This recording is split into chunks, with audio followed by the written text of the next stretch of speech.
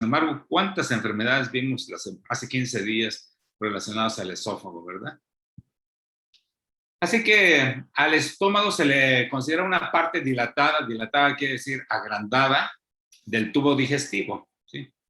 Muchas veces podemos considerar qué longitud tiene el aparato digestivo, ¿sí? ¿Qué longitud tiene el aparato digestivo? Y la longitud del aparato digestivo muchas veces va entre 5 y hasta 7 metros, imagínense, desde la boca hasta el ano, porque es uno solo, solamente cambia de forma únicamente. En la boca se hace recto cuando se extiende en el trayecto del esófago, termina el esófago y solamente se transforma en una bolsa, por eso dice ahí es una parte dilatada del tubo digestivo, termina esa bolsita y se hace delgado otra vez, y ahí hay de 3 hasta 5 metros de intestino delgado, y de ahí termina y se hace uno grueso, que es el intestino grueso, que mide en promedio entre 1,50, 1,70 o hasta 2 metros de longitud, ¿sí? Entonces, así es nuestro noble estómago. Este estómago, pues tiene células, y las células generalmente generan los jugos gástricos. Y esos son términos médicos, pepsinógenos, lipasas. No le hagan caso a eso, simplemente hay que considerar que el estómago está formado por células que generan el jugo gástrico, ¿sí? Porque si nosotros queremos que funcione bien un estómago, tendríamos que hacer que las células funcionen correctamente, ¿sí? Si queremos que el estómago funcione correctamente, tendríamos que hacer que las células funcionaran correctamente. Sin embargo, dentro de la industria de la farmacéutica, dentro de la medicina, dentro de la ciencia, no hay nada que podamos hacer para mejorar la función de las células. Solamente tecnologías muy avanzadas del otro lado del mundo ya nos están ofreciendo algo para restaurar el funcionamiento de las células, ¿sí? Bueno, y que al final les voy a hacer un comentario. Así que estas etapas del proceso digestivo, ¿sí?, empiezan con la ingestión de los alimentos, que son masticados en la boca y mezclados con la saliva para que pase el bolo alimenticio hacia el estómago.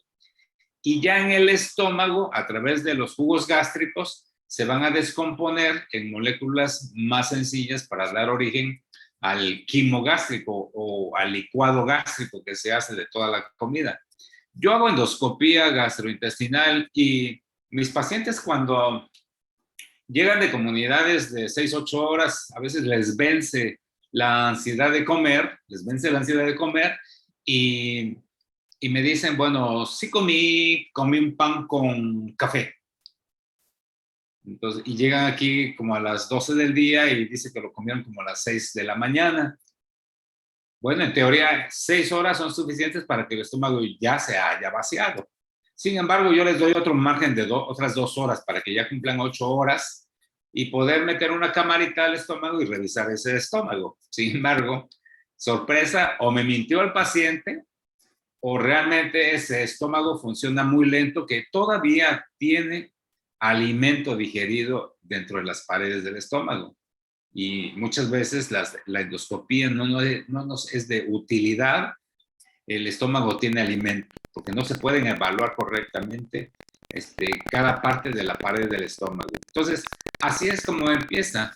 La digestión se llama digerir y empieza en el estómago, la digestión mecánica.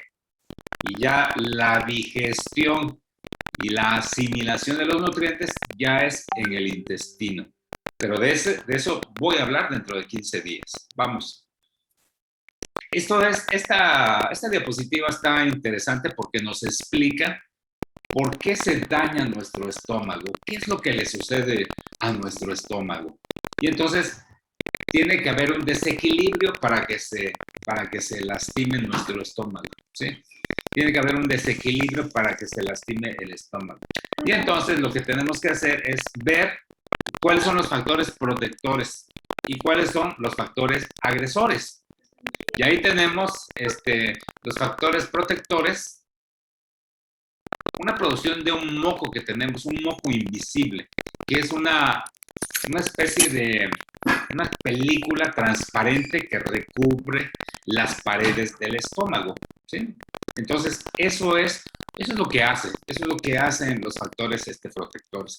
Pero un segundito porque me está fallando mi internet.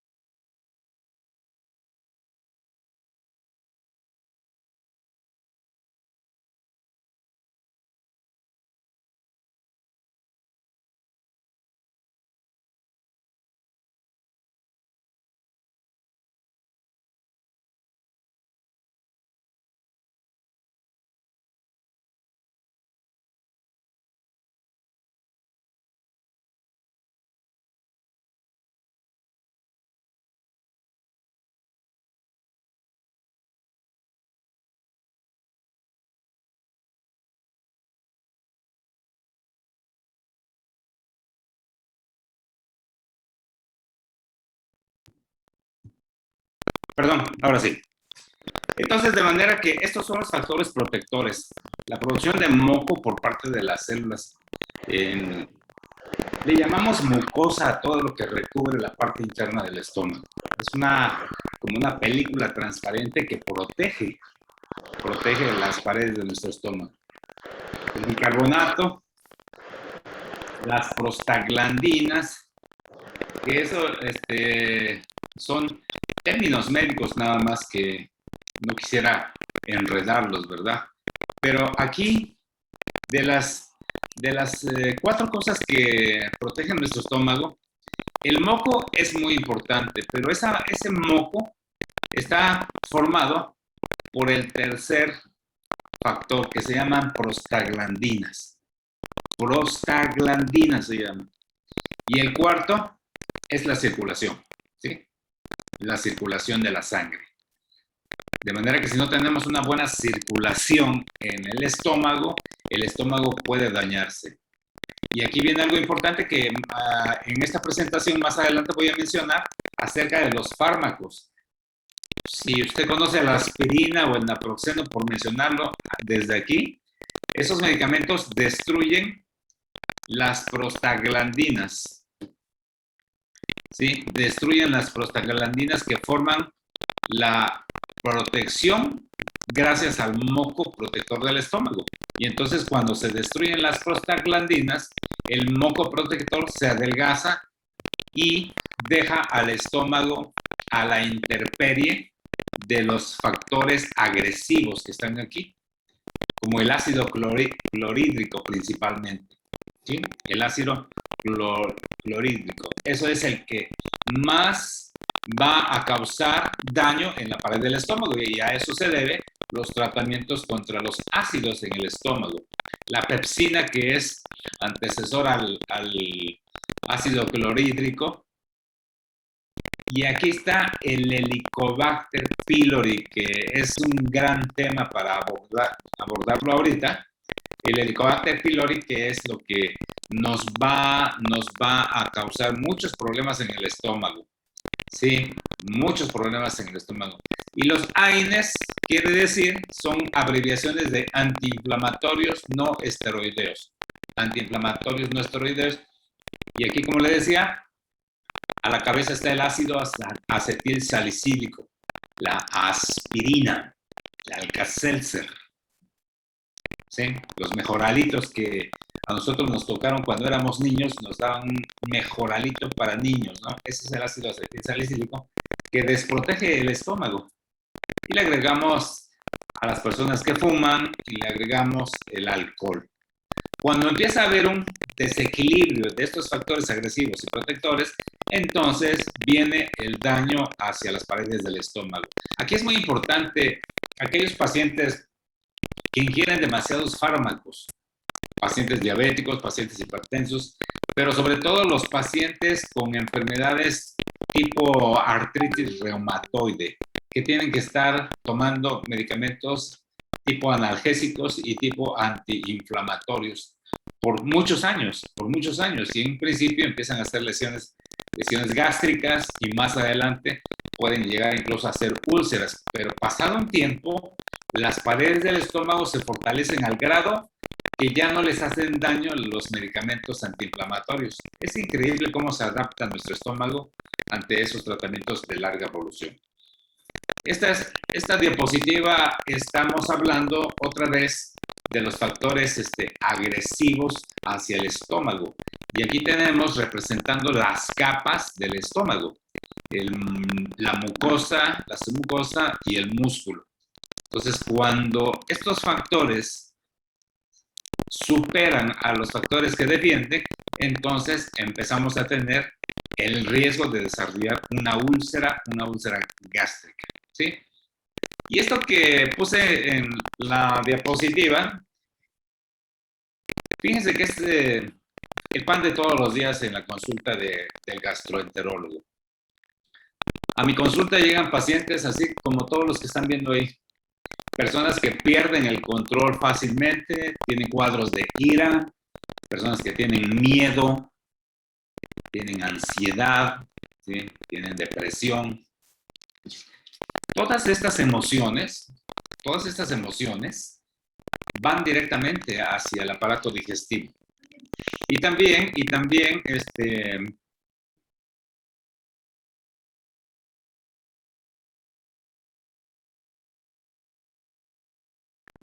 entonces esto es lo que se ocasiona cuando estamos en esos estados emocionales, se activan algo que le llamamos, y quizás usted ya haya escuchado, como segundo cerebro intestinal.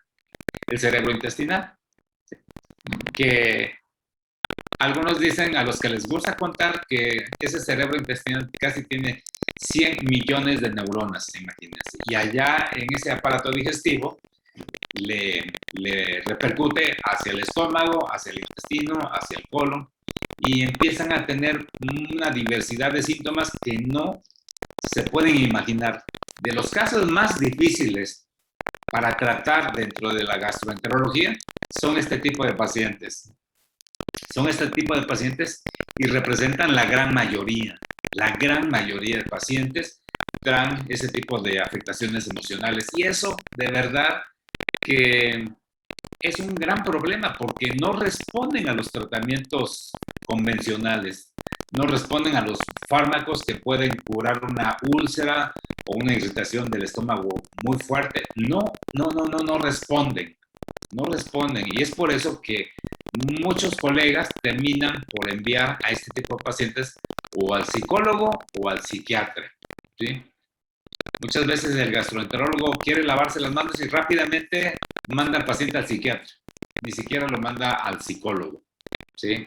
Sino los manda al psiquiatra. Y el psiquiatra, bueno, la gran mayoría de psiquiatras, no digo que todos, ¿verdad? Pero la gran mayoría de psiquiatras tienen que usar medicamentos contra la ansiedad, medicamentos contra la depresión, medicamentos contra el insomnio, medicamentos contra el miedo. ¿Se dan cuenta?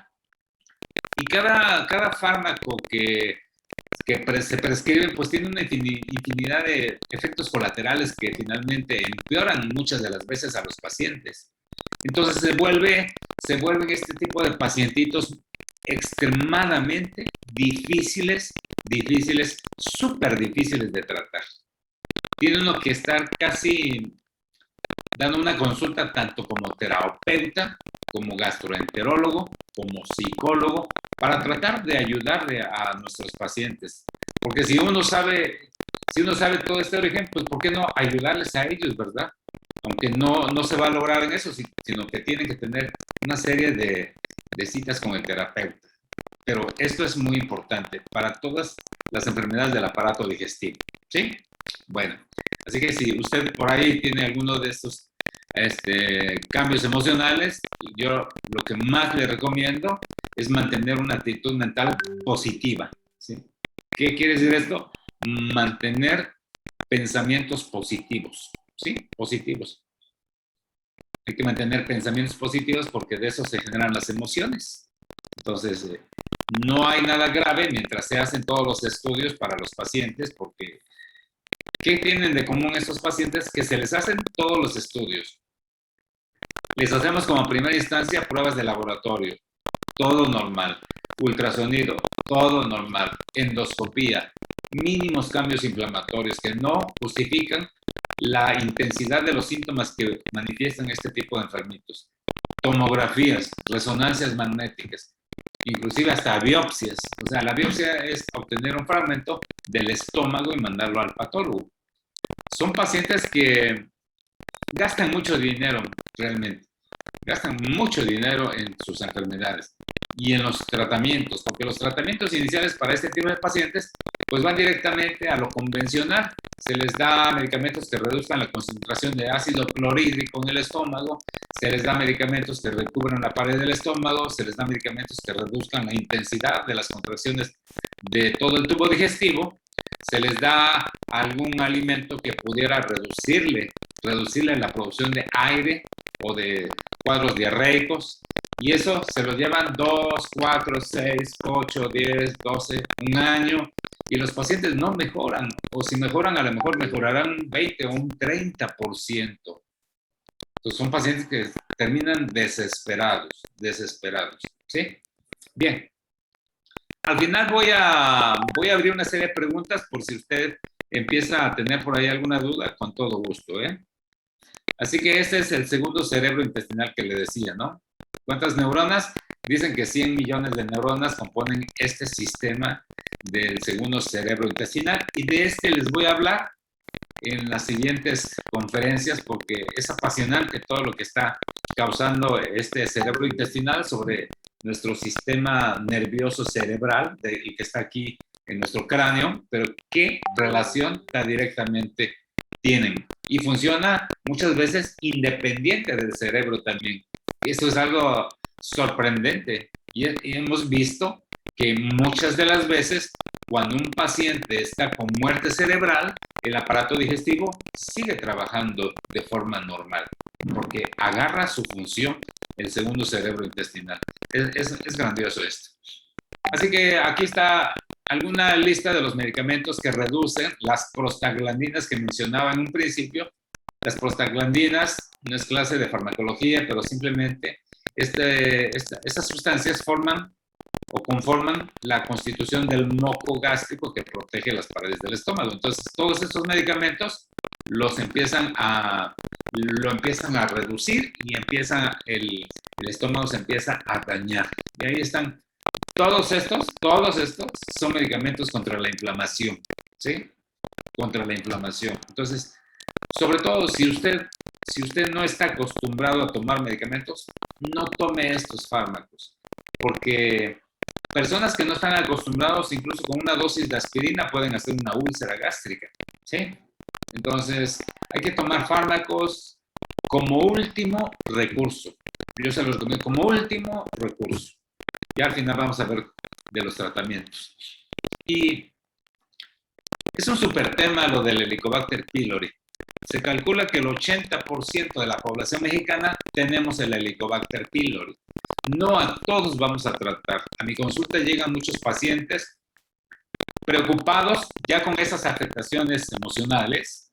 Tienen miedo, están con ansiedad, tienen depresión, porque por ahí algún compañero médico le dijo que el Helicobacter es la bacteria que genera el cáncer de estómago, ¿sí?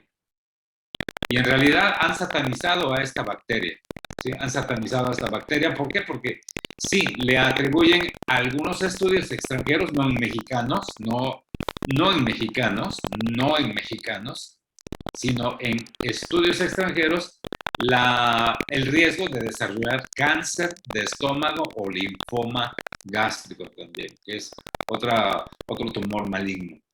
Entonces, por eso les voy a platicar acerca de esta bacteria. Bueno, yo llevo 27 años ejerciendo y estuve 4 años allá como en la especialidad. Ya son 30 años mínimo y nunca he visto que la bacteria cause cáncer en los pacientes. Sobre todo yo porque hago endoscopía, ¿sí? Entonces, desde mi punto de vista, yo eliminaría al Helicobacter como causa de cáncer de estómago. ¿Qué es lo que sí causa esta bacteria? Eso sí, a la gran mayoría que ataca la bacteria les desarrolla gastritis crónica. Eso sí, con la bacteria y con síntomas de la bacteria, segurísimo, 100% gastritis crónica. 100%, ¿eh? 100% gastritis crónica. Ahora, hay pacientes que ya recorrieron varios médicos por un dolor abdominal, traen la prueba de laboratorio positiva para el Helicobacter pylori, ya le dieron el tratamiento para el Helicobacter pylori y aún esos pacientes tienen el mismo síntoma. Por eso les digo, no todos los pacientes que tienen el Helicobacter se deben de tratar, no todos. ¿Por qué? Porque generalmente la bacteria no produce dolor abdominal, para nada produce dolor abdominal, ¿sí?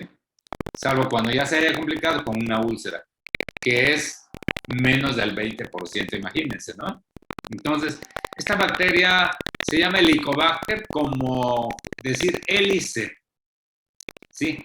Bacter de bacteria, heli de hélice, que quiere decir entonces bacteria en forma de hélice.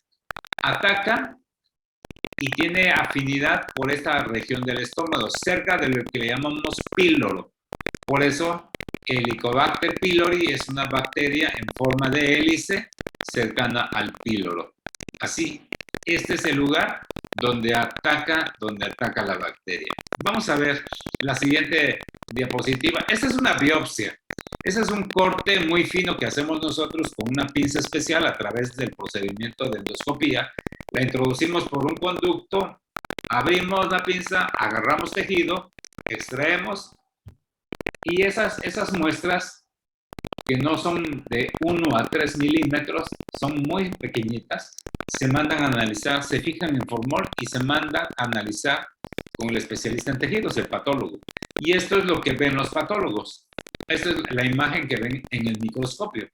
Bueno, de ese tejido que cortamos con esa pinza de biopsia, vemos las características de las células del estómago. Todo esto es normal, las glándulas que segregan todos los ingredientes del jugo gástrico, pero aquí en el interior alcanzamos a ver una serie de pequeños fragmentos oscuros. Nosotros les llamamos en terminología médica forma de bastoncillos aquí, y a esa forma de bastoncillos se le llama Helicobacter pylori. Así es como está.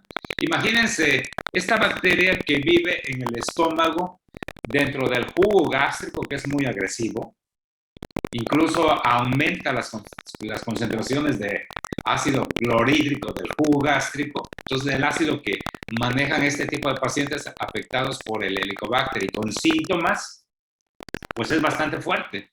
Es bastante fuerte y por eso terminan inflamando de forma crónica el estómago, ¿sí? Imagínense que un ser humano viviera dentro o a un costadito del volcán, de un volcán, ¿sí? Pues sería incompatible con la vida, ¿no? Sin embargo, el Helicobacter sí vive ahí donde se generan todas las concentraciones de ácido. Imagínense qué fuerte es, ¿no? Sí, y en cuanto a los tratamientos, por eso también los tratamientos son muy agresivos, los tratamientos para la bacteria. Necesitamos muchas veces prescribir 2 tipos de antibiótico, imagínense, y a veces hasta 3. Pero en qué casos, bueno, se los voy a ir diciendo ahora que veamos las imágenes de endoscopía. Bueno, aquí tengo al flamante señor Helicobacter pylori amplificado, y así es. No difiere mucho de la imagen de la lámina, ¿verdad? Ahí está, parece una salchicha con pelos, que son los flagelos que se adhieren a las paredes del estómago y hacen todo el daño de la inflamación crónica. Ahora, cuando una persona, y esto es para todos ustedes, cuando una persona tiene afectación del estómago, estos son algunos de los síntomas cardinales, ¿sí? O de los síntomas importantísimos que nos motivan a hacer estudios, tanto estudios generales o ya estudios a profundidad, de acuerdo a los síntomas del paciente, ¿verdad? El ardor y el dolor van a ser típicos de un paciente que ya está con problemas en el estómago. Otro de los síntomas, y esto va muy relacionado a la bacteria Helicobacter pylori, es que este estómago se llena muy rápido, con el alimento. Anteriormente la persona podía comer un plato de comida, 2 tortillas, una fruta, 2 vasos de agua, y hoy con la infección por el Helicobacter pylori es una persona que solamente puede comer la mitad de todo lo que mencionamos. Y cuando deja pasar el tiempo y los meses, es posible que empiecen a perder peso, porque ya no comen como antes, ¿sí? Se sienten llenos, desayunaron a las 8 de la mañana y a las 2 de la tarde todavía sienten su estómago lleno de comida, incluso están eructando a lo que desayunaron en la mañana, ¿sí? Entonces, eso indica que hay comida en el estómago todavía. Por la bacteria Helicobacter pylori sienten estos pacientes ese tipo de síntomas, pero también los diabéticos. Nuestros pacientes con diabetes de larga evolución, estoy hablando de más de 17, 25 años de evolución, los pacientes tienen un estómago ya dañado por la diabetes también. Y son estómagos que dilatan en vaciar el alimento, dilatan en digerir los alimentos, dilatan en vaciarse hacia el intestino delgado. Luego, los pacientes empiezan a tener náuseas, un estado nauseoso, y llegan a vomitar y a perder peso, ¿sí? En este caso, es muy importante estar atentos al interrogatorio de los síntomas del paciente. ¿Cuándo empezó? ¿Cómo empezó? ¿Qué ha pasado con sus síntomas? ¿Qué tratamientos ha tomado? ¿Sí? Si han funcionado o no, la mayoría no funcionan, y entonces empiezan a perder peso, y eso ya son datos alarmantes porque estamos sospechando de que podría tener un cáncer de estómago ese paciente. Imagínense, le duele el estómago, se llena rápido, anteriormente no vomitaba y ahora ya está vomitando, y está empezando a perder peso, y además se le quitó el apetito, ¿sí? Ese paciente tiene cáncer hasta no demostrar lo contrario. Y los vemos así muy flaquitos, ¿no? Son pacientes que han perdido entre 10, 15 o hasta 20 kilogramos de peso, ¿no? Entonces es urgente revisar ese estómago por endoscopía. Entonces, estos síntomas, muy importante es ver en qué lugar está el dolor, ¿sí? Porque pues muchas de las veces nuestros pacientitos llegan a pensar que les está causando problemas su estómago, y no es el estómago, sino es el intestino. ¿Cómo podemos evaluar bien si es el estómago o es el intestino? Es muy sencillo, ¿sí? Si es el estómago, el dolor va a estar en el ángulo que forman, aquí se los muestro, esta persona que se le puede ver, el dolor del estómago es aquí, miren, donde forman el ángulo de los arcos costales del lado derecho e izquierdo. Aquí. Aquí es el dolor para los pacientes que tienen problemas de estómago. Si les duele más abajito, ya no es del estómago. Generalmente, la gran mayoría de las veces, no es el estómago, es el intestino más abajo, y se llega a confundir con que sea del estómago. No quiere decir que no. A veces puede tener componente mixto, tanto el estómago como el intestino. Sin embargo, el dolor típico que nos está gritando que está enfermo el estómago es un dolor aquí, en este ángulo que forman los dos arcos costales, ¿sí? Aquí es el dolor, ¿sí?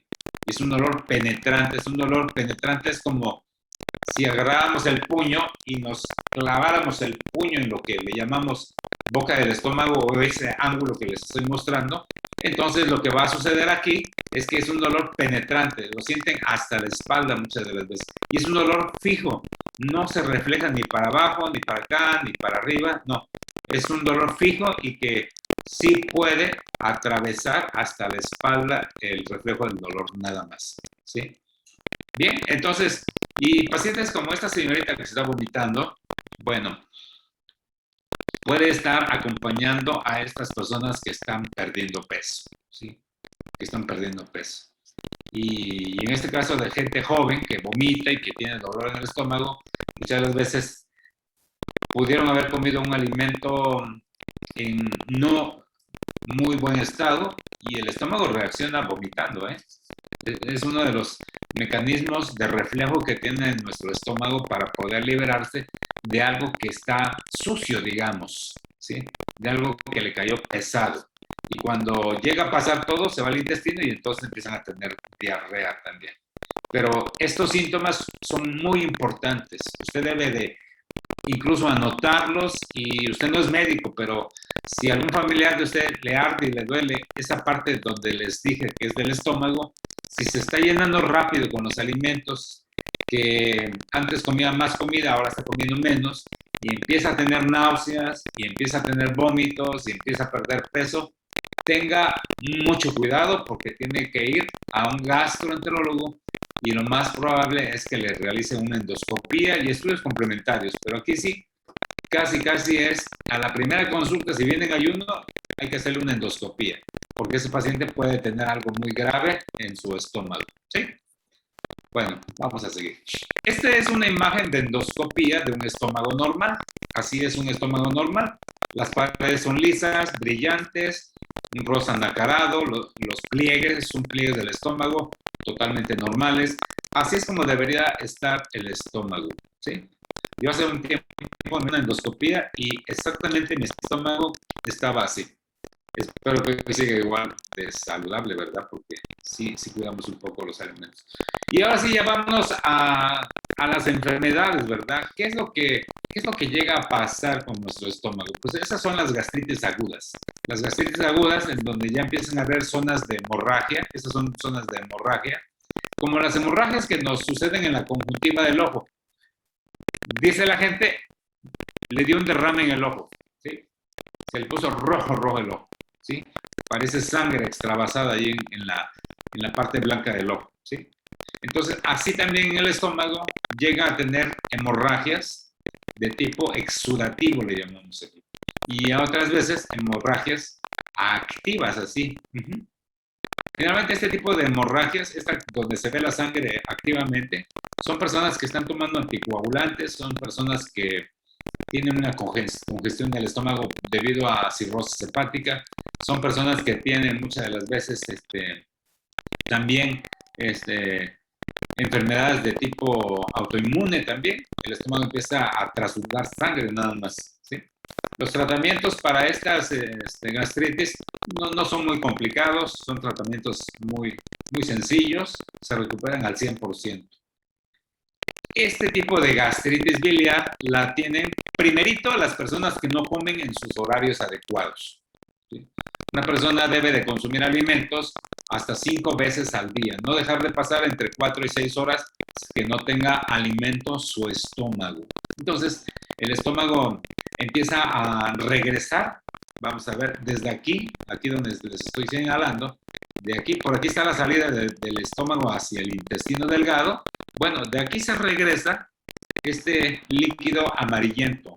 Este líquido es bilis. Esa bilis se produce allá en la vesícula biliar, la genera el hígado, vacía su contenido hacia el intestino, y como no hay comida en el estómago, se empieza a regresar y empieza a causar inflamación en toda la pared. Parece como jugo de piña concentrado, a veces hasta parece pistache, ¿sí? Hasta parece pistache. Otras veces yo he visto endoscopías en pacientes en donde forman natas verde amarillentas que están adheridas a las paredes del estómago porque ya tienen muchos años con eso, tienen muchos años. Entonces, si la persona, fíjense nada más, típico de este tipo de problemas, un pacientito que no desayuna nada hasta las 11 de la mañana, entre 10 y 11 de la mañana está desayunando, por X circunstancias. La hora de la comida la hace, pues ya, si ya desayunó tarde, la hora de la comida la va a hacer hasta a las 4 o 5 o hasta las 6 de la tarde. Y la cena, dicen generalmente, pues ya no tengo hambre, pues me siento lleno porque comí tarde. Ya no cenan. Tal vez un poquito de té nada más como para acompañar a la familia, pero están llenos, su estómago está lleno. Recuerden que para digerir el estómago tarda 6 horas en promedio o hasta 8 horas. Entonces una persona que comió a las 6 de la tarde, imagínense, a las 12 de la noche todavía está, pero el estómago lleno de comida todavía. Incluso amanecen a veces con comida en el estómago. Bueno, ¿cuál es el problema aquí? de que si comieron a las 6 de la tarde o a las 5 de la tarde ya no cenaron y mañana al día siguiente van a desayunar, ¿a qué horas dijimos? Hasta las 10 de la mañana. ¿Cuántas horas pasó para que el estómago tuviera alimento? ¿Sí? Imagínense, pasaron casi 17 horas sin comida el estómago. Pobre estómago, ¿verdad? ¿Cómo no lo cuidamos? Entonces del intestino se empiezan a regresar estos líquidos biliares y empiezan a dañar las paredes. Las inflaman, les causan muchas veces hemorragia, inclusive úlceras a veces. Y uno de los síntomas de la gastritis biliar es llenura, dolor o ardor en el estómago y náuseas o vómitos, ¿sí? Y dolor abdominal, muchas veces en donde les decía que se siente el dolor del estómago, pero también a veces tienen dolor en la parte baja del vientre, la parte izquierda del abdomen, o la parte derecha también, o les duele todo, ¿sí? O les duele todo. Entonces, este tipo de gastritis biliares se da en esos pacientes que tienen ese tipo de problemas en cuestiones de los horarios de alimentación. ¿Qué otro tipo de personas tienen este tipo de gastritis? Y aquí va, tantos pacientes operados de vesícula biliar. Los pacientes que están operados de la vesícula biliar, muchas de las veces ya no tienen el almacenamiento de la bilis que le corresponde a la vesícula biliar. Se la quitaron porque tenía piedras en la vesícula o por alguna circunstancia el cirujano decidió, lo operó y le quitó la vesícula. ¿Sí? Y bueno, aquí hago un paréntesis acerca de las malas, muchas veces las malas decisiones o las decisiones apresuradas en pacientes que son operados de la vesícula biliar. ¿Qué quiero decir con eso? Digamos, les pongo un ejemplo, un paciente que trae un dolor abdominal de intensidad, les voy a decir, del 0 al 10 de intensidad, donde 10 es súper, pero súper intenso, y 0 dolor, hay pacientes que tienen dolor en número 3 o 4, ¿sí? Es un dolor entre leve y un poquito moderado, ¿sí? Hasta ahí nada más. Y entonces les hacen ultrasonidos. Les llegan a hacer un ultrasonido y pobrecitos de ellos si salen con cálculos en la vesícula, porque cuando regresan con su médico tratante y ve un cálculo en la vesícula biliar, ¿qué creen que les va a decir el médico? Ya lo adivinaron, ¿verdad? Se tiene que operar. Se tiene que operar lo más pronto posible porque la piedra puede causar que la vesícula se inflame, se infecte, se reviente y al rato la cosa se va a complicar. O también esta vesícula ya se ve inflamada y puede tener cáncer en la vesícula biliar. Pues con esas observaciones que les hace el médico al paciente, el paciente se llena de miedo, ¿sí? Se llena de miedo y se deja operar. Cuando ese paciente, la intensidad de ese dolor no era por la vesícula biliar. Ya también vamos a ver una conferencia acerca de la vesícula biliar, pero son pacientes que no tenían que haber sido operados y después están con esos problemas y les dura años y años están con este tipo de problemas, ¿sí?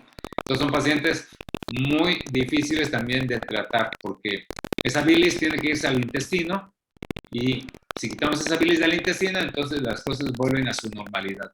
¿Cómo le podemos hacer aquí? Solamente consumir alimentos a nuestras horas o nuestros horarios. Es muy frecuente este tipo de gastritis en personas que no comen a sus horas. Por favor, coma a sus horas para evitar este tipo de problemas, ¿sí? Si no, va a estar con los médicos, de médico en médico, y al rato le quieren operar el apéndice, la vesícula, quién sabe qué tanto a veces el médico les quiere operar. Esto es algo poco común, ¿sí? Pero también en el estómago podemos ver esta especie como de pelotas aquí que sobresalen. No son pelotas, son trayectos de venas varicosas en el estómago. Aquí vemos que se reventó una, así es como se revientan las venas aquí en el estómago. Acompaña mucho a las personas que tienen cirrosis hepática, ¿sí? Entonces son pacientes que ya están siendo estudiados, ya fueron al médico, ya fueron al gastroenterólogo, ya le hicieron una endoscopía, ya está documentado que tiene varices y así es como se observan en el interior del estómago. Hace 15 días vimos cómo se veían en el esófago también y cómo se revientan en el esófago. Aquí vemos cómo se revientan en el estómago también y son hemorragias también muy graves, muy graves. Y aquí está la gastritis crónica causada por el Helicobacter. Miren nada más, así se ve el estómago con la afectación de la bacteria Helicobacter pylori. Gastritis crónica asociada al Helicobacter pylori. Este tipo de pacientes sí necesita llevar un tratamiento, un esquema de tratamiento de 14 días con doble antibiótico y un medicamento que reduzca la concentración de ácido en el estómago. Esta es otra imagen de la gastritis crónica por el Helicobacter pylori. ¿Sí? Por eso es muy importante en pacientes que sí sientan ardor, dolor, reflujo, llenura rápida, náuseas o vómitos, hacerles una endoscopía, porque muchas veces sin la prueba de laboratorio positiva del Helicobacter pylori ya estamos observando nosotros aquí que este paciente ya tiene Helicobacter pylori. Esto es causado por años de tener el Helicobacter pylori y tenemos que darle un tratamiento. No nada más un solo tratamiento, hay que darle otro tratamiento en un año, otro tratamiento en el próximo año, quizás hasta 3 o 4 años hay que hacerle seguimiento a este estómago para que recupere las características de un estómago normal. ¿Sí? Otra vez el Helicobacter pylori, pero si de verdad que son cambios muy frecuentes que nosotros observamos por la bacteria Helicobacter pylori. ¿Sí? Y cuando se llega a complicar, la gastritis por Helicobacter pylori puede llegar a causarnos una lesión de este tipo. Se desprotegió ahí el estómago y el ácido empezó a escarbar, a comerse el estómago y ya va haciendo una excavación, una lesión excavada, así se le denomina en endoscopía, y ya abajo ya hay tejido tiernito, ¿sí? Tejido muy, muy frágil. Debajo de esta superficie blanca ya están las venas o las arterias. Entonces, si este paciente ya se hizo la endoscopía, ya lo vimos en este estadio, todavía está a tiempo de evitarse ingresarse a un hospital. ¿Por qué? Porque podemos nosotros empezar a tratarle y evitar que el ácido siga comiendo y alcance una vena y al rato llegue el paciente vomitando sangre o evacuando negro como zapote, ¿verdad? Esta es una úlcera saliendo del estómago, empieza el intestino delgado y esa parte se llama duodeno. Es una de las úlceras que más se asocian a Helicobacter pylori o también a la ingesta de fármacos antiinflamatorios. Y ahí está una hemorragia activa. Este paciente está evacuando como zapote negro, así como zapote está evacuando. Rara vez vomitan sangre porque ya está en el intestino la sangre. Ajá. Y quería tocar esta parte de la gastroparesia. La gastroparesia, esto lo van a tener casi el 100% de nuestros pacientes con diabetes de larga evolución. Normalmente, esta es la imagen del esófago donde termina. Tenemos una válvula que se llama esfínter. Luego tenemos todo lo que es el cuerpo del estómago y la salida, que es el píloro, se llama a la salida. Entonces, todo lo que está aquí va a moverse, va a digerirse y va a salir por el píloro hacia el intestino delgado. ¿Sí? Pero nuestros pacientes con esta enfermedad, que es por la neuropatía diabética, son pacientes que nada más están girando el contenido porque no tienen ondas de contracción efectivas. Entonces, el alimento está girando nada más y muchas veces regresa y la parte de la salida, que es el esfínter, aumenta la intensidad de cierre y entonces no deja pasar alimentos. Esto es bien peligroso porque para nuestros pacientes diabéticos de larga evolución, al no pasar correctamente la comida, pues los alimentos no van a elevar la glucosa. Y si son pacientes que se vienen inyectando insulina, imagínense, no pasó la comida, no subió la glucosa, pero sin embargo el paciente se inyectó 20, 25 o 30 unidades de insulina y en la madrugada va a tener un cuadro de hipoglucemia, ¿sí? Estos son casos así muy marcados de complicaciones de larga evolución relacionados a la diabetes, la mayoría de las veces, ¿sí? Y así vemos una radiografía con alimento en el estómago, y esta es una lámina tratando de representar la comida dentro del estómago. No pasa, la comida está aquí.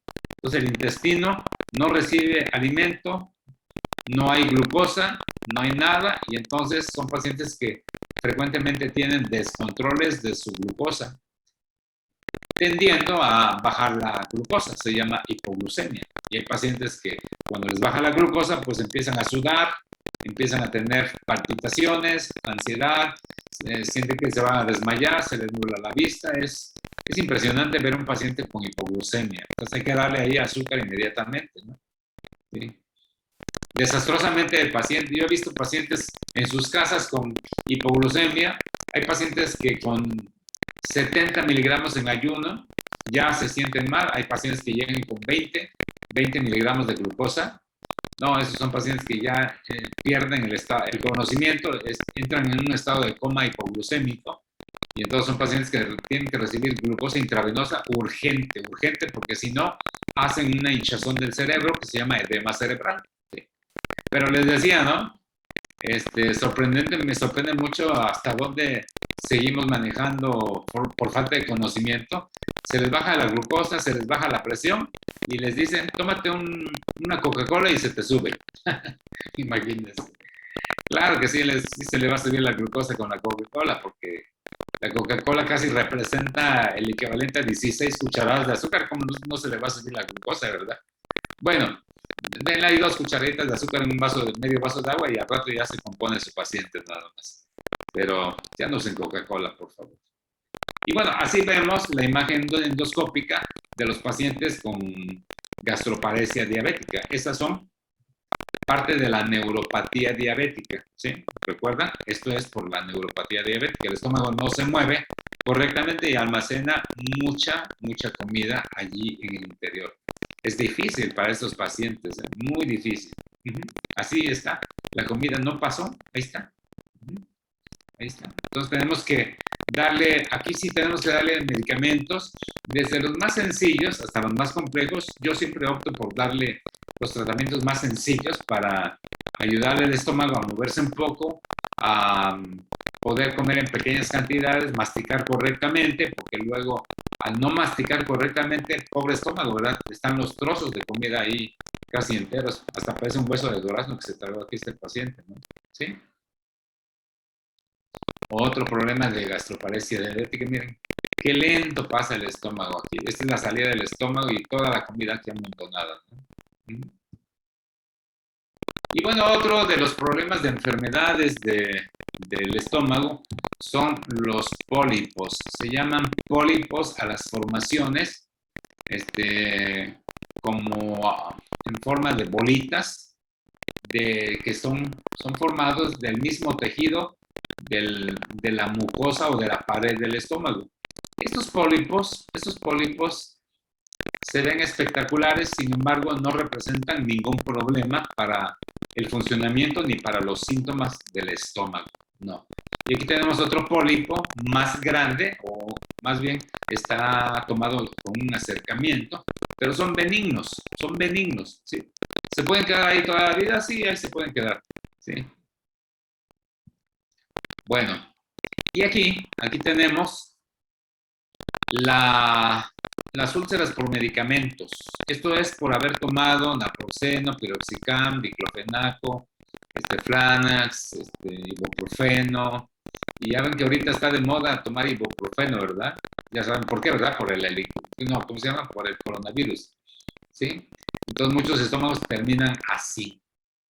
Como les decía, se queda desprotegida zonas de la pared del estómago, y aquí lo que sucede, pues es que el ácido les empieza a dañar, porque eso es causado por el ácido del jugo gástrico, ¿sí? Todas estas lesiones, afortunadamente, las podemos solucionar, digamos, fácilmente, ¿eh? Esta es una úlcera en la parte del intestino, de cómo sangra también. Esos casos son peligrosos porque incluso puede fallecer si no se contiene esta hemorragia, ¿sí?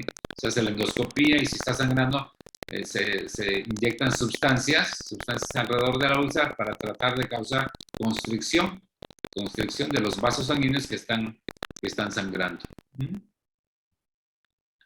Y esto, bueno, aquí ya son palabras mayores porque vieron el estómago normal y miren cómo está, parece manopla de béisbol, de esas de manoplas de béisbol.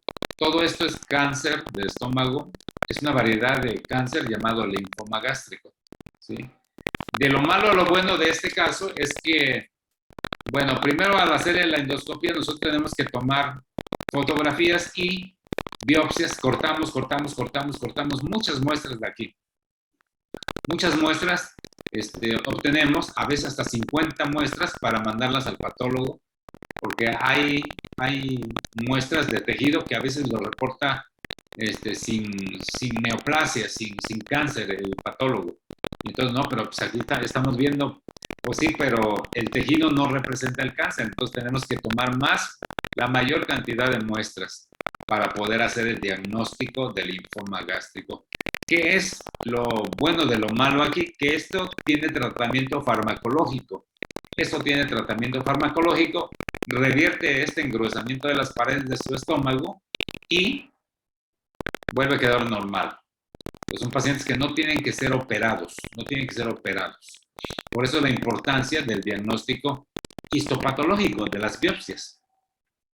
A diferencia de este otro cáncer, porque este otro cáncer se llama adenocarcinoma gástrico. Todo lo que ven ustedes es cáncer, todo. No hay ninguna parte de tejido de estómago normal. Todo es cáncer, todo esto es cáncer. Por donde baja la comida es por esta parte nada más. Se está cerrando, ¿sí?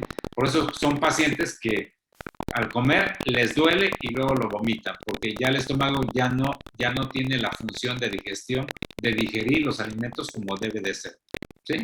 Entonces, aquí obviamente tomamos muestras, se manda a estudiar y este paciente, si tiene posibilidades, tiene que ser quitado todo el estómago, ¿sí?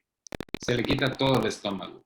Bueno, desafortunadamente, si es un paciente que tiene 75, 80 años con diabetes de larga evolución, con insuficiencia renal, ya le dio un infarto, son pacientes que ya mejor no les hacemos ya nada, pobrecitos, ¿verdad? Imagínense una cirugía de 4 o 6 horas, mucha anestesia, a veces no la aguantan, es mucho riesgo para este tipo de pacientes. Este es otro cáncer del estómago que también se tiene que operar. Este es un cáncer que no está tan avanzado como el anterior, pero por igual se tiene que muchas veces retirar una buena parte del estómago, a veces 2/3 del estómago se tienen que operar y el paciente va a tener una especie de puente. Ahorita les muestro una fotografía de cómo son esos puentes y tiene que llevar tratamiento complementario con quimioterapia. Entonces, estos adenocarcinomas gástricos, pues los diagnosticamos en pacientes con dolor abdominal, con náuseas o vómitos y con pérdida de peso. Esos pacientes es muy sospechoso que tengan este tipo de problemas. Esta es otra úlcera que está sangrando, donde hay muchas úlceras. Bueno, estaba aquí. Les quería presentar una receta médica. Miren, nuestros colegas. Hoy está de moda el coronavirus porque hay una pandemia hoy están los picos tan más altos que al principio. Bueno, y este es uno de los errores que estamos cometiendo dentro de la medicina. Miren, paciente con COVID positivo, con síntomas leves, no tiene neumonía, no tiene otra cosa, pero miren, le meten ivermectina, citromicina, ribavirina, famotidina, dexametasona, aspirina, ibuprofeno, dalbearques para la tos, vitamina C, vitaminas y minerales. Es increíble cuántos fármacos están prescribiendo los compañeros médicos para el COVID.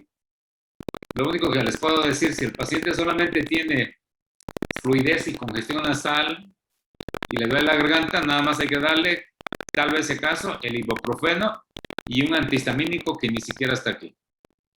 Ahora, si tiene tos con flema amarillenta, pues entonces ya recurrimos a la acitromicina, quizás. ¿Sí? Eso nada más. Ya, lo demás sobra. Pobre estómago, ¿verdad? ¿Cuánto daño le pueden hacer? Y así es como están tratando ahorita en la medicina a la gran mayoría de todos los pacientes que están positivos para el COVID. Tenga síntomas leves, le vacían todos esos fármacos al pobre paciente. Bueno, les quería mostrar un pólipo maligno. Este es un pólipo maligno. Vimos los pólipos benignos. Ahí está un pólipo maligno. Esto es lo que le decía en la cirugía del estómago. Este paciente fue operado porque le quitaron todo el estómago. Se le quitó todo el estómago y se ha perdido la anatomía total.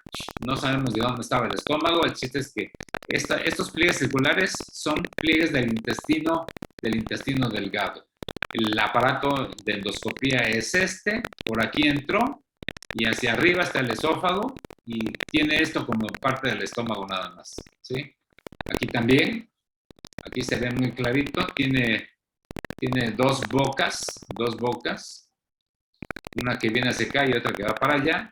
Y bueno, aquí es donde pasa la comida, el paciente come y mastica bien, y ya no tiene estómago para digerir, entonces tiene que masticar, tienen que comer una dieta casi en papillas para que ya pase a digerir y puedan absorberlo ya.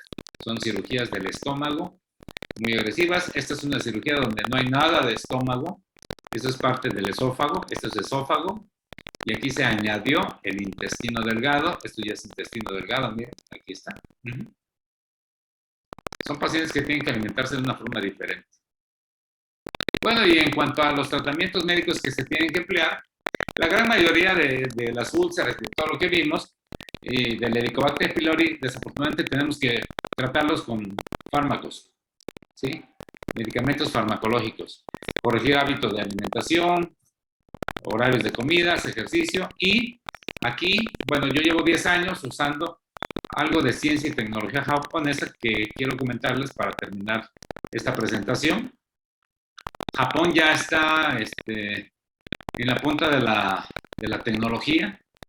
Japón es el país con mayor innovación en tecnologías y ellos ya han innovado una tecnología para poder entrar a las células y empezar a revertir el daño de las células, la reproducción saludable de las células que se van a formar después de que mueren las células madres. Entonces, ellos ya hicieron nanotecnología epigenética, biotecnología, fermentación y metabolitos. Esto ya es algo muy avanzado, amigos. Ya es muy avanzado. Y cuando empezamos a tratar a nuestros pacientes con esta tecnología, los resultados son increíbles, así, increíbles, ¿sí? Porque aquí ya estamos dando realmente algo para la salud y estamos tratando con fármacos temporalmente cualquier enfermedad que tenga. Si un paciente tiene cáncer, pues dependiendo, ¿verdad? Si es un cáncer que no está tan avanzado, pues les damos esto y tienen que hacer la cirugía y la quimioterapia complementaria. Si es que ya es un cáncer avanzado fuera de todo tratamiento, ya nada más les damos esta tecnología, ¿sí? Les damos esta tecnología. Bueno, aquí les voy a poner un video de cómo actúa. Es un video de dos minutos, ¿no?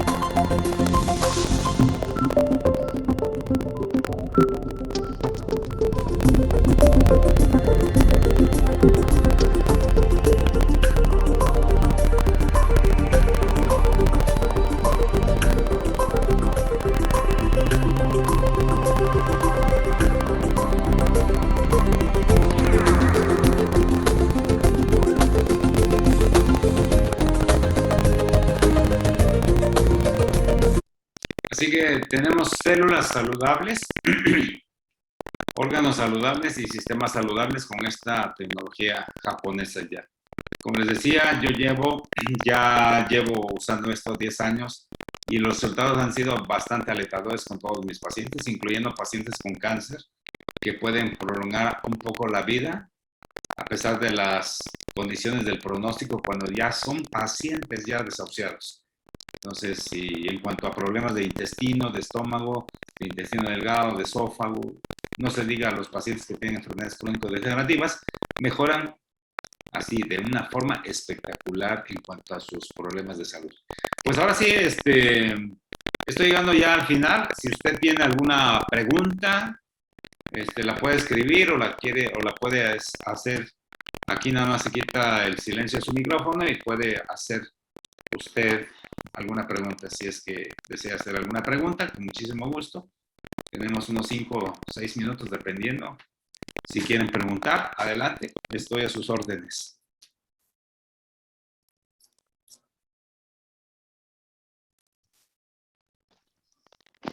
Buenas noches, doctor. Soy Beatriz Delgado, de Veracruz. Hola, Beatriz. En las primeras láminas que ponía, se decía que uno de los elementos que protege el estómago es el bicarbonato. Estaba dentro de la balanza alta, pero no, creo que no explicó, o no entendí, o no escuché bien, cómo protege el bicarbonato al estómago. Sí, no crean que es el bicarbonato que consumimos normalmente, ¿eh? No es ese bicarbonato. Okay. Sí. Ok, el comercial. Sí, no es ese. Sí, porque muchos de mis pacientes en la consulta se automedican bicarbonato porque dicen que se sienten bien. Incluso la industria farmacéutica ya adicionó bicarbonato de ese que toman y se vende en las farmacias como para reducir los problemas de distensión abdominal. Pero no es ese bicarbonato, Beatriz, es un bicarbonato especial que forma parte de los fluidos de nuestro sistema. Ok, de acuerdo. Sí. Gracias. No, de nada, Beatriz. Ajá.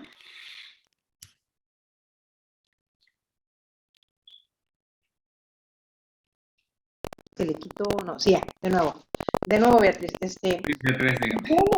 En el tema de la Epilobacter, la bacteria esta, la gastritis, ajá, generalmente el síntoma era ganas de comer, pero no se quitaba el apetito, era como que comía y volvía de nuevo la necesidad de comer algo. Entonces, yo sí me lo traté, y sí, afortunadamente el tratamiento fue efectivo. Lo que me recomendaron mucho fue dejar un poco, dejar un poco los lácteos. A mí me quiso, pero no regresó totalmente porque yo soy muy de comer queso, pero comía queso del que venden en las tienditas, etcétera, y fue lo que me dijo el médico, es el peor queso que puede uno comer porque no está tratado, etcétera, no tiene ningún proceso. Y la bacteria puede volver. En cambio, de los que son procesados en el súper, por ejemplo, el panela, que era el que me recomendaba él, son mejor recomendables que los que venden en las tienditas, algo así. Sí. Sí, generalmente el paciente que tiene síntomas muy evidentes de la bacteria Helicobacter pylori es la persona que come poco y se llena mucho. Sí, come poco y se llena mucho y al rato vuelve a tener hambre. Come poco, se llena mucho y vuelve a tener hambre. Sí. Así es. Son personas que comen pocas cantidades y al rato ya tienen hambre nuevamente. Okay. Y ya todo eso se quita con el tratamiento. Sí. Ok, sí. Okay. Ya me quedó más claro ahorita, sí. Muchas gracias. No, de nada. Pues mi mejor consejo es que coman en horarios adecuados, cuiden su alimentación. Desde ahorita, si usted se quita el azúcar, las harinas, los lácteos y los embutidos y todos los alimentos, como las pizzas, las hamburguesas, los hot dogs, ¿sí? Todos los alimentos refinados, usted puede vivir más años. Si ocasionalmente podremos comerlos, sí lo puede comer ocasionalmente. A lo mejor un fin de semana, pero después ya empieza y vuelve a la rutina de estar cuidando su alimentación. Eso le garantiza menor riesgo de desarrollar enfermedades crónico-degenerativas y tal vez poder vivir más años de vida, sí, más años de vida. Entonces, quitar esos tipos de alimentos. Pero ahí es donde está lo difícil de esto. Es muy difícil quitarle estos alimentos a los pacientes. Se lo pueden quitar un mes, 2 meses, 3, 4 meses, pero ya después la fiesta, el cumpleaños, celebraciones, y volvemos a recaer en los hábitos de alimentación, porque muchas veces nos crea adicción a este tipo de comidas y volvemos a caer y caer y caer y caer y caer hasta que desarrollamos colesterol, triglicéridos, la glucosa, problemas de arteriosclerosis y se viene toda el efecto en cascada de muchos problemas, empezando por el sobrepeso, las articulaciones, etcétera, ¿verdad? Entonces, coman equilibradamente. Si tienen la posibilidad de ver a un nutriólogo, pues adelante. Si no, bueno, usted mismo nada más quítese ese tipo de alimentos y se va a sentir muchísimo mejor. Incluso a la hora de la comida, si en lugar de agua de frutas usted se sirve agua natural, acompañado de una ensalada de vegetales, una pechuga de pollo a la plancha o en sopa de pollo, bajarla a la tortilla, cómase una fruta, se va a sentir excelente en las próximas horas de la tarde. Pero si comemos mucho azúcar, rebanadas de pan, postre, no, es pobre de nuestro intestino, sufre tremendamente. Y de eso voy a hablar en la próxima conferencia, dentro de 15 días. Vamos a hablar del intestino, donde están muchos problemas que están causando generalmente todas las enfermedades gracias a un sistema muy complejo llamado microbiota. Pero de eso vamos a hablar en la próxima conferencia. Bueno, amigos, pues les agradezco mucho su atención. Si ustedes están interesados en ver esta tecnología de Japón, pues nada más pónganse en contacto con las personas que le hicieron esta invitación y me dio mucho gusto estar con ustedes. Yo soy el doctor Wilfredo Robles. Doctor, tengo una pregunta. Lo que pasa es que yo ceno, vamos a suponer, y ya me levanto y siento la comida aquí en la garganta, me dan ganas de vomitar. Y tengo como 3 meses así, no sé por qué. Sí, es que la cena debe ser a buena hora y ligera. A buena hora estoy hablando de las 7 de la noche. Sí, muy temprano. A las 8. Ajá. Y subir las patitas de la cabecera unos 30 centímetros, las patitas de la cabecera de la cama, subirlas así, unos 30 centímetros de cada patita y cenar saludablemente. ¿Sí? ¿Qué quiere decir eso? Puede ser simplemente un sándwich de pollo, una pechuga de pollo, vegetales, un té y listo nada más. No hay que comer más e ir a acostarse pues cuando menos a las 10 de la noche, 11 de la noche. Por eso se recomienda cenar temprano y ligero. ¿Sí? Gracias, doctor. Buenas noches. Y entonces eso ya va a evitar que tenga la comida hasta acá, como dice, y estar observándose, porque si sigue así, entonces hay que hacerle una endoscopía y ver qué está pasando allá dentro de su estómago. Sí, gracias, doctor. Buenas noches a todos. Robles, ¿me escucha? Sí, claro. Así, doctor, habla Raúl Hernández, doctor, su paciente. Sí. Oiga, una pregunta breve. El hipo, como dice la compañera que me antecedió, comió queso, yo también comí queso ayer y me produjo hipo. Un hipo que me tardó como 6, 8 horas. Ese hipo, tuve que tomar bicarbonato de sodio para restar y sí se me calmó, pero mucho después de 8 horas, el hipo. Entonces, ese hipo nunca me había ocasionado hasta hoy. Ajá. ¿Qué fue, doctor, esa cuestión de ese José? Sí, algunas veces sucede por el tipo de queso, como mencionaba aquí la señora Beatriz también, Raúl, y otras veces también incluye parte de lo que comió en la tarde. ¿Sí? Alimentos que haya comido en la tarde. La hora de la comida más fuerte generalmente la hacemos en las tardes, ¿no? Y ya en las noches ya generalmente es algo ligero. Sí. Entonces muchas veces la irritación de algunos alimentos puede haber sido el queso, pero pudo haber sido otro alimento. Irrita las paredes del esófago y reflejan hacia el diafragma, que es la parte que separa uno fuera. digestivo. Y ahí es donde empieza el... pero mencionó una memela, Sí, yo creo que eso. una memela bastante picante. Sí, Y, sí, doctor, gracias, doctor. sí, Raúl. Amable. Hasta luego. Gusto Gracias. saludarlo, ¿eh? Ándale. Bueno, amigos, coman saludable. ¿no? Gracias. Gracias. Sí. Hasta luego. Espero verlos la próxima quincena, amigos. Vamos a hablar del intestino en la próxima conferencia y me dio un gusto darles esta información. Ojalá les haya servido y puedan ustedes estar gozando de una mejor salud. Recuerden que la salud no se compra con dinero, ¿sí? Podemos tener mucho dinero y la salud, si la perdemos, estamos en un aprieto muy fuerte en nuestras vidas, ¿sí?